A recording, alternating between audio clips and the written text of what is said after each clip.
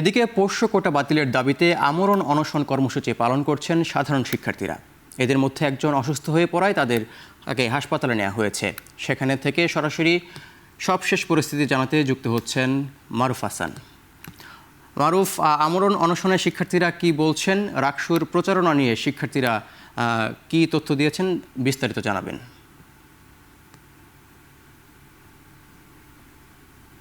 গতকাল থেকে এখানে একজন শিক্ষার্থী আমরণ অনশনে বসেন পোষ্য কোটার প্রতিবাদে। পোষ্য কোটা বিশ্ববিদ্যালয়ে এর আগে পোষ্য কোটা তুলে দেওয়া হয়েছিল, কিন্তু তারপরে আমরা দেখেছি যে বৃহস্পতিবার ভর্তি উপকমিটির একটি মিটিংয়ে আবারও সিদ্ধান্ত হয় যে এই বছরের জন্য পোষ্য কোটায় বিশ্ববিদ্যালয়ের শিক্ষক কর্মকর্তা কর্মচারীদের ছেলেমেয়েরা ভর্তির সুযোগ পাবেন। তারপরেই কিন্তু শিক্ষার্থীরা উপাচার্যের বাসভবনের সামনে এসে বিক্ষোভ সমাবেশ করে এবং আমরা দেখেছি যে গতকাল বিকেল থেকে এখানে একজন প্রথমত তার আমরণ অনশন শুরু করে বিশ্ববিদ্যালয়ের শামসুজ্জোহা চত্বরে, এবং তার পরপরে আমরা আজকে সকাল থেকে দেখেছি যে এখানে বেশ কয়েকজন শিক্ষার্থী কিন্তু তারা আমরণ অনশনের ধর্মঘট সেটি কিন্তু পালন করছে। ইতিমধ্যে দুইজন গুরুতর অসুস্থ হওয়ার কারণে মেডিকেলে তাদের নিয়ে যাওয়া হয়েছে এবং বিশ্ববিদ্যালয়ের পক্ষ থেকে এখন পর্যন্ত তাদের সঙ্গে পোষ্য কোটা বিষয়ে কোনো সিদ্ধান্ত নেওয়া হয়নি। এখানে শিক্ষার্থীরা যে দাবি করেছিলেন যে পোষ্য কোটা বিশ্ববিদ্যালয় থেকে চিরতরে বন্ধ করতে হবে এবং পোষ্য কোটা নামে কোনো কোটা বিশ্ববিদ্যালয় থাকবে না, এবং তাদের এখানে যে দাবি সেটি হচ্ছে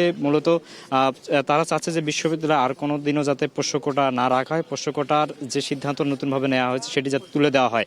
পাশাপাশি 25 সেপ্টেম্বর রাকসু নির্বাচনের যে তারিখ ঘোষণা করা হয়েছে সেই তারিখ অনুযায়ী যাতে এই নির্বাচনটি অনুষ্ঠিত হয়, এমনটা কিন্তু তারা বলছেন। পাশাপাশি এখানে আমরা দেখতে পাচ্ছি যে রাকসু নির্বাচন ঘিরে প্রচারণার যে কার্যক্রম বৃষ্টি থাকার কারণে সেটি কিছুটা ব্যাহত হয়েছিল, এবং বৃষ্টি এখন না থাকার কারণে আমরা দেখতে পাচ্ছি যে প্রচারণা বিভিন্ন জায়গায় কিন্তু প্রার্থীরা চালিয়ে যাচ্ছেন। মূলত অল্প সময়ের মধ্যে প্রার্থীরা তাদের যে ভোটার আছে তাদের কাছে গিয়ে তাদের এই প্রচারণা কার্যক্রম পরিচালনা করছেন।